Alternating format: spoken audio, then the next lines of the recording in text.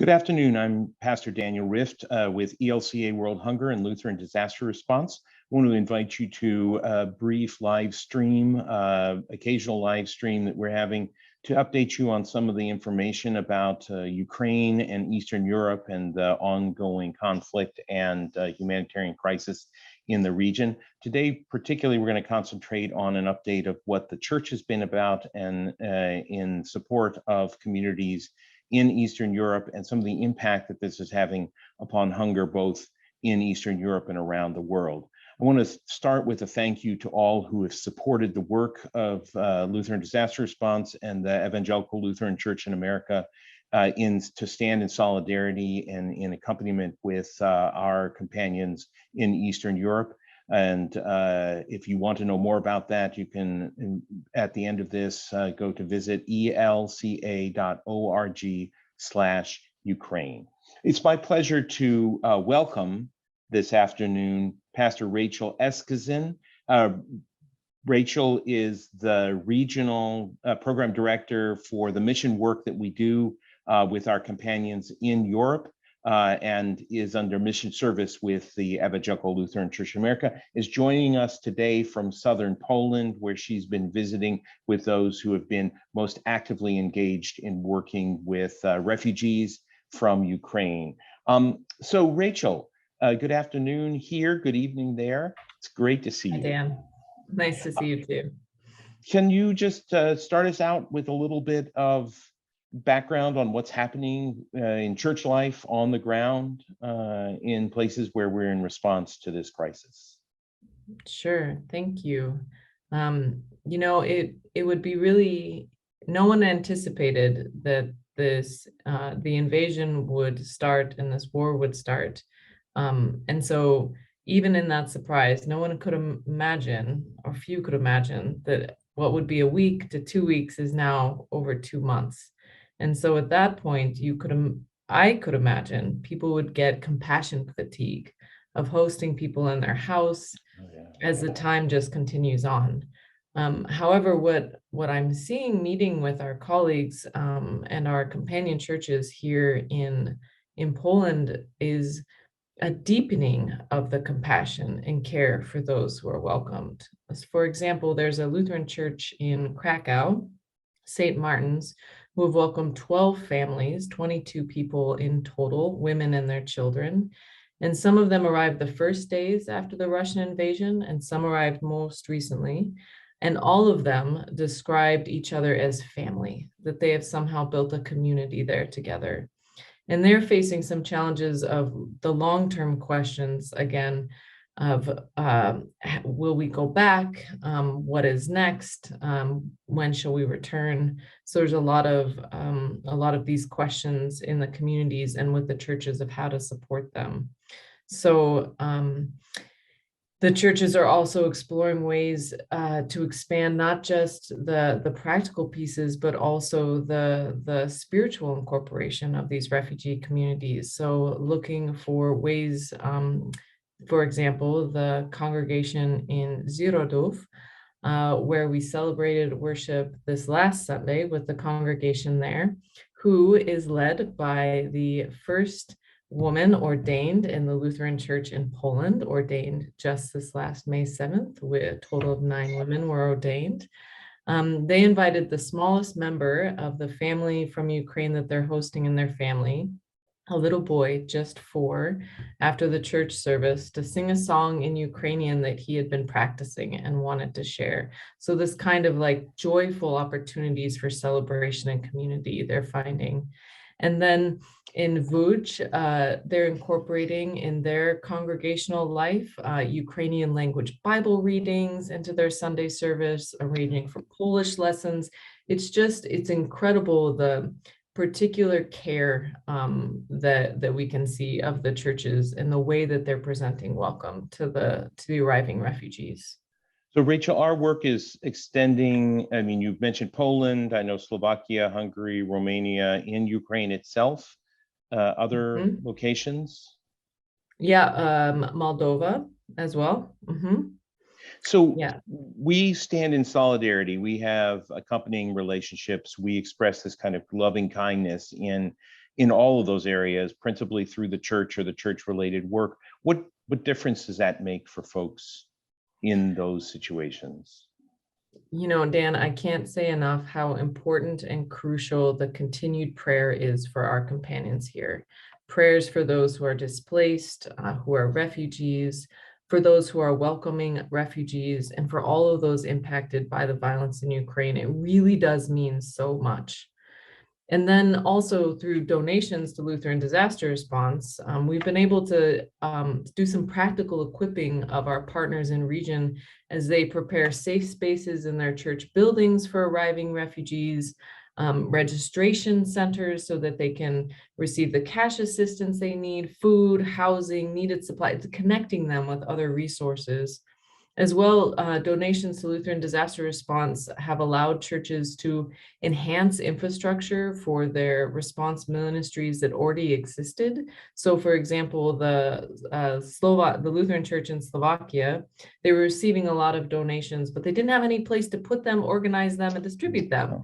And so the funds helped for that rental shelter that then those can be distributed. And the Lutheran Church in Hungary has an integration center in Budapest that has been running for several years now.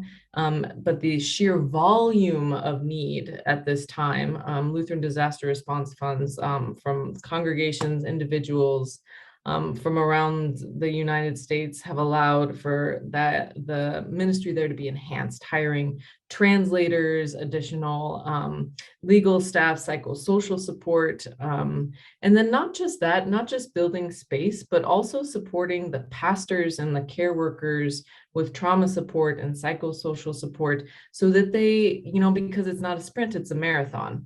And so we have to keep supporting our companions to strengthen themselves, even as they continue to give to others.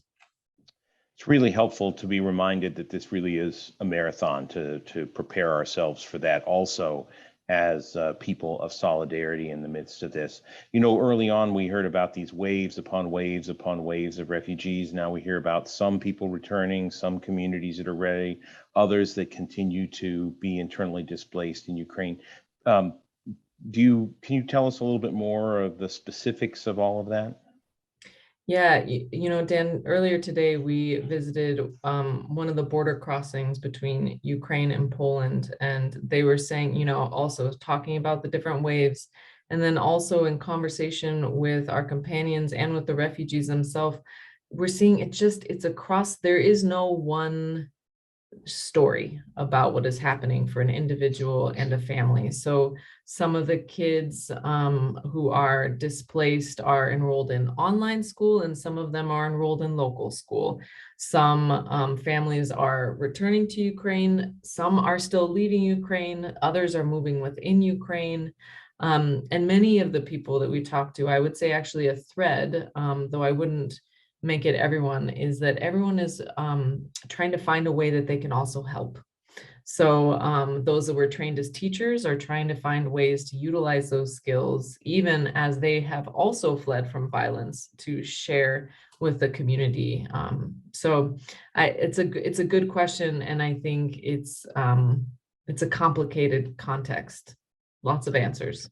I heard of one story that just really inspired me, which is that there were programs of the church working with people with disability, both physical and intellectual, and those became welcoming places, sought after places for refugees who were also had physical disability or intellectual disability for themselves or their children, or to be able to seek out a like community and the services that are appropriate for need.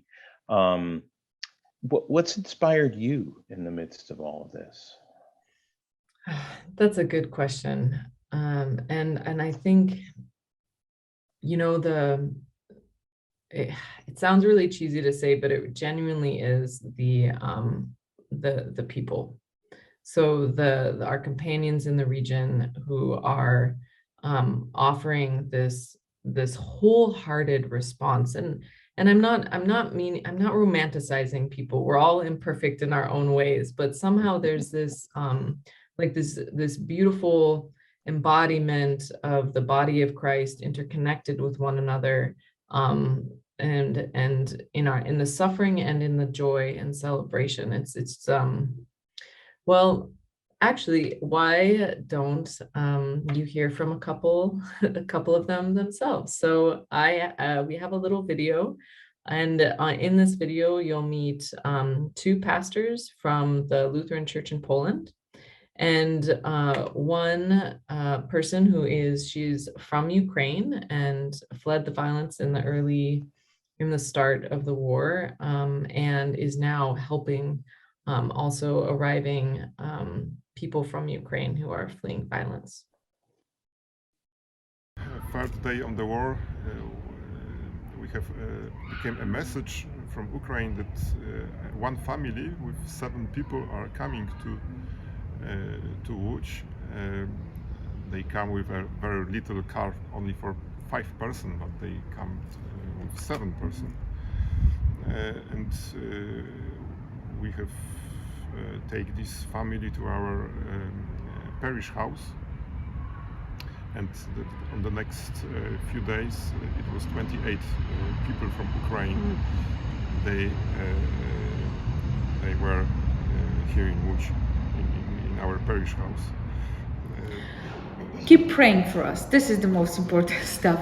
Doesn't matter which language, how you do it. Just keep praying, and sometimes checking what is going on.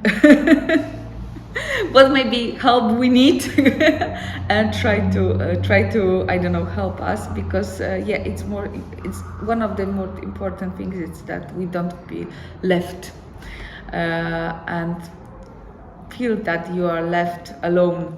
It's the worst part you can feel in your life. What kinds of things give you hope and optimism? Our people. I really didn't think so. I have too many friends that are not now in Ukraine, and so on and so on. And I every time thought that young people are not so Ukrainian in heart. Like, don't think that everything will be okay. Our country is one of the best in the world. And now I see how they are strong in their minds about that we are together. We are Ukrainian. Rachel, thank you for bringing us a little glimpse of what's going on. Thank you for your presence. Thank you for the ways that you help to connect us. So many of us feel our hearts are extended to what's going on, but to have a practical way to turn that through the church into support is a real gift and a blessing, and I'm sure is a challenge as well in your work. So thank you for your presence there.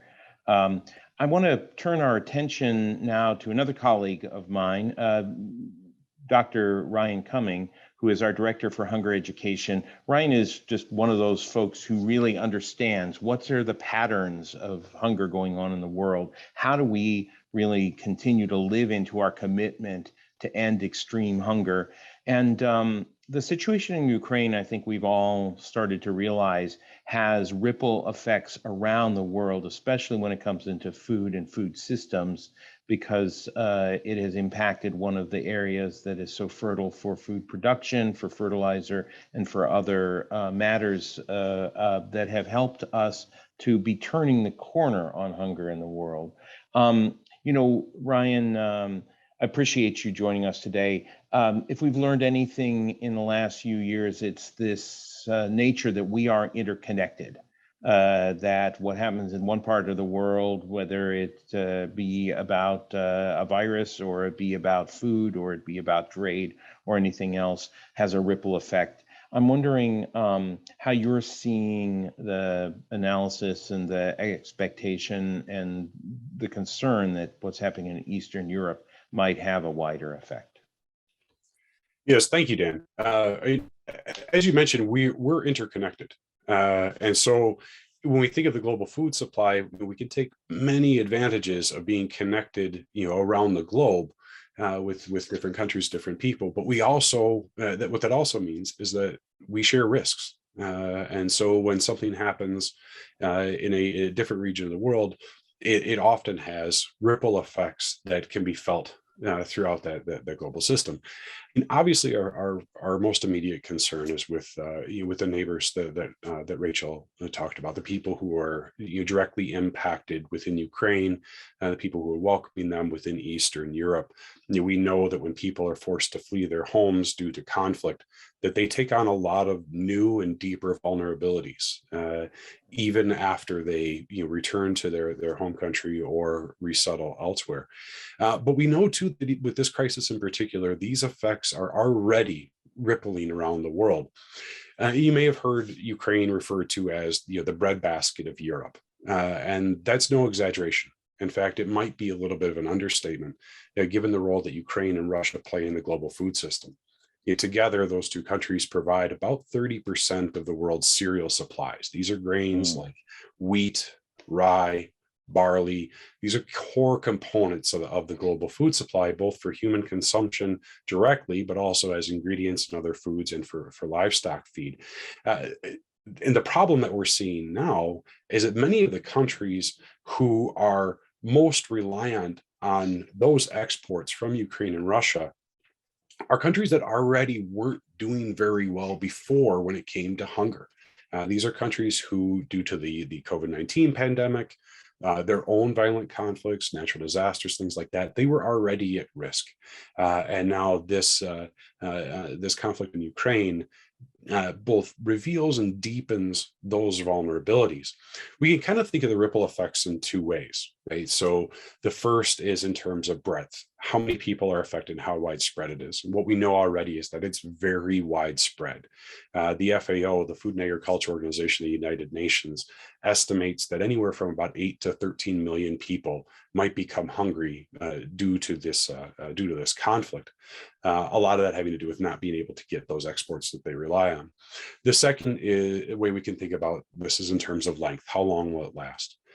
Even if the conflict were to end tomorrow, these ripple effects are not going to go away that quickly. Part of that is because we're talking about agriculture. It's a longevity issue. It's a time-based system. So, for instance, we're looking in Ukraine right now and asking the question, will the winter wheat that was planted last fall, which is coming up for harvest in June, is that going to be harvested? Because if it's not, that's going to impact food supplies down the road. We might ask the question, well, can't other countries just step up and fill this gap? Not completely is the answer. There's conversations happening, but you don't plant today and harvest tomorrow, right? And they're facing many of the same ripple effects. As you mentioned, Ukraine and Russia and Belarus provide a lot of fertilizer and fuel that farmers need. And that shippers of food and food supplies need. All those costs are going up, which is causing people to make some hard decisions. For farmers in the US, for example, one of those hard decisions that many of them are making, according to some reports, is to plant less wheat because it's so fertilizer dependent. And so one of the very grains that is most needed in the global food supply might actually be in shorter supply because of the costs of fertilizer and fuel for farmers and for shippers. Well, Ryan, I was going to ask you what you're keeping an eye on, but it sounds like you really have a good list of specifics along those lines. I know recently you did a blog for ELCA World Hunger that I thought was really a series that really outlined some of the component pieces here of food security, the adequacy for supply, but also the access and the ability to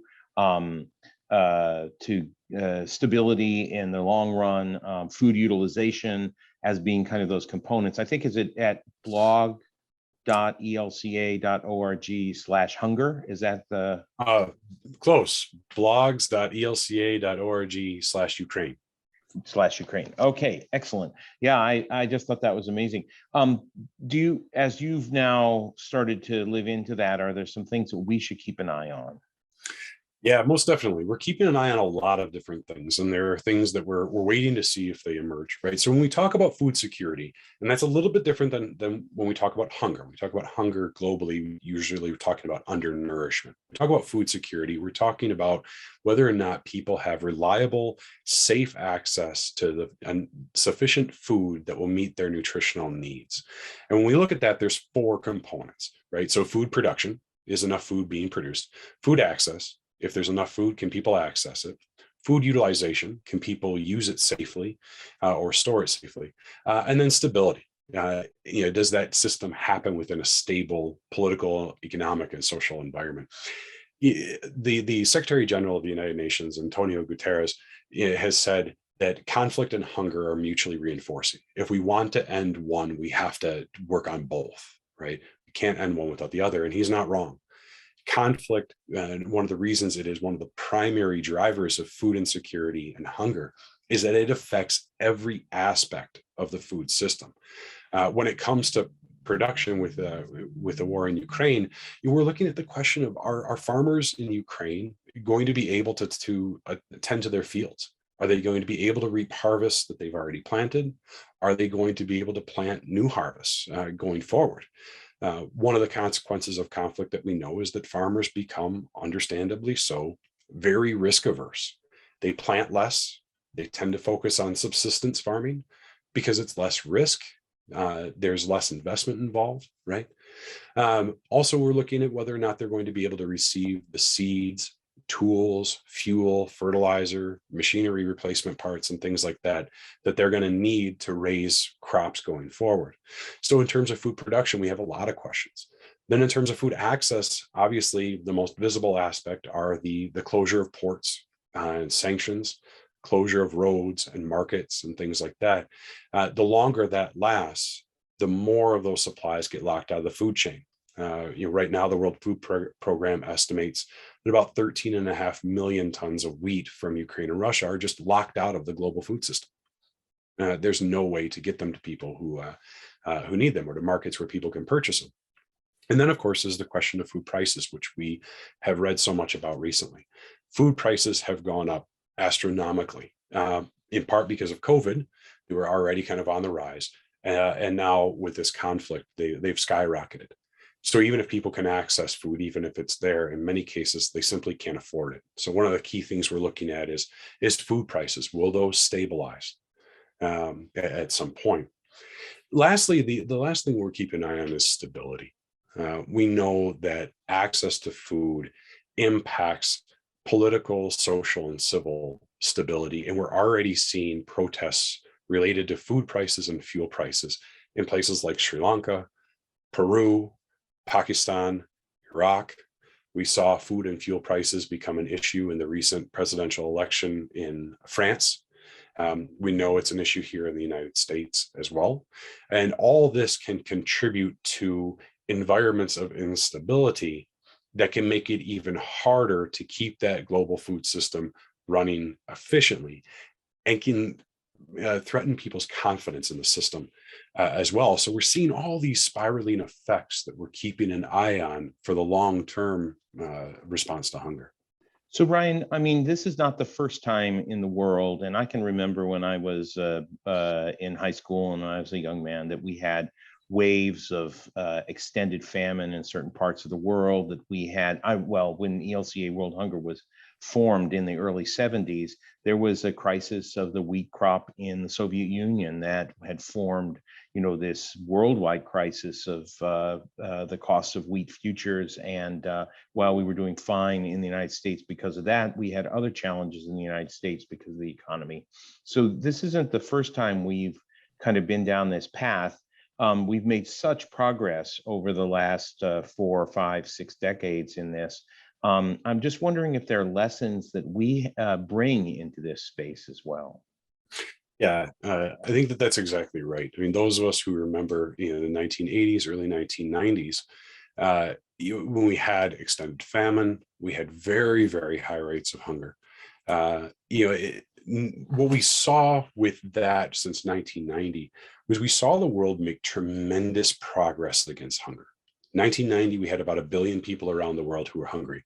By 2014, that number was down to 600 million. We were on track to cut it in half from that 1990 number, even as the population grew. So the rate went even lower.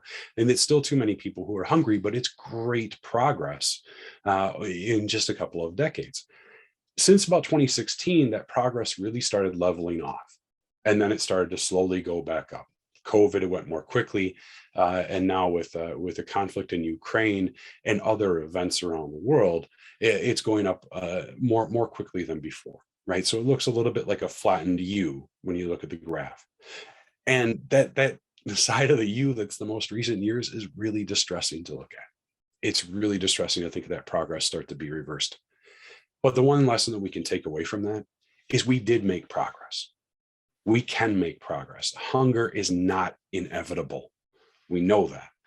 And what it takes is it takes a united effort at addressing human need holistically, and addressing hunger holistically. It takes responding to immediate crisis situations, and it takes responding to long-term, long-range needs of building resilience in communities. And so I think that that's one lesson, is that we can make progress if we look at both the short and the long term. I think that for us as the church points to the complementarity of Lutheran Disaster Response and ELCA World Hunger as well. So, as Rachel mentioned, Lutheran Disaster Response through our companions in Eastern Europe is helping to meet those important immediate needs of people in Ukraine and people who have fled Ukraine. But then when you also look at the work of ELCA World Hunger, the work that ELCA World Hunger supports through partners and companions, especially farming communities, rural communities, it's really about building that resilience so that they can get through situations like this. We can't prevent every disaster. We can't prevent every conflict, but what we can do is help communities build the resilience that they need to ensure that not every disaster becomes a crisis.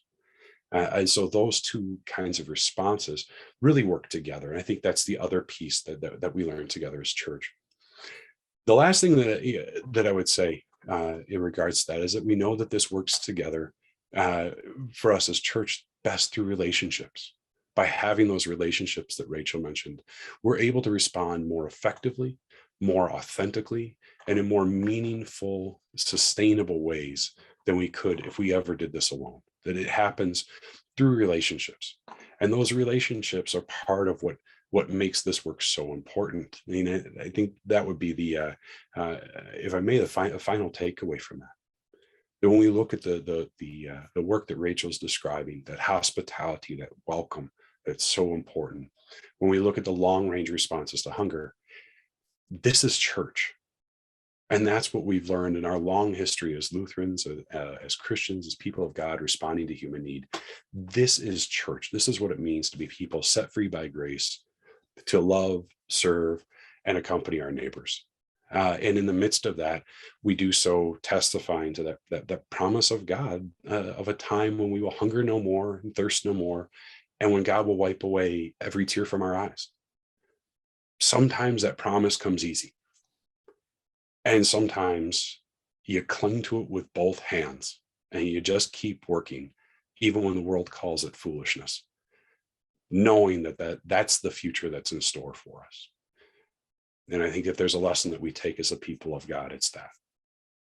Thank you. Thank you, Ryan. Thank you for putting before us what it is that we have to bring as a people of abiding hope in the midst of a challenge like this, that we turn to the world and we realize that God's continued presence is so important, and that our solidarity in the midst of that, our being a community together, is powerful. Thank you for the work that you do as well.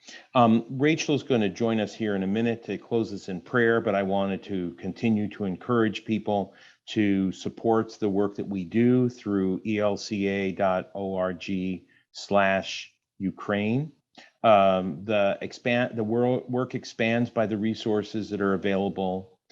We've been awed and honored by the trust that people put in the church to be responsive, because it gives us the opportunity to be present with the folks who we know are so present with their neighbors and with their communities, both in Ukraine and in neighboring countries as well. So, Rachel, it seems best that we turn to prayer in a moment like this, and thank you for giving voice to those prayers. Thanks, Dan. Let us pray. Lord Christ, you came into this world as one of us and suffered as we do. As we go through the tumult and the joys of life, help us to realize that you are with us at all times and in all things, that we have no secrets from you, and that your loving grace enfolds us for eternity. Be with all of those who are impacted by violence and hunger, conflict. Wrap them in the security of your embrace, we pray. Sustain us in hope and bring us a just peace to end this war in Ukraine and all violence around the world. Amen.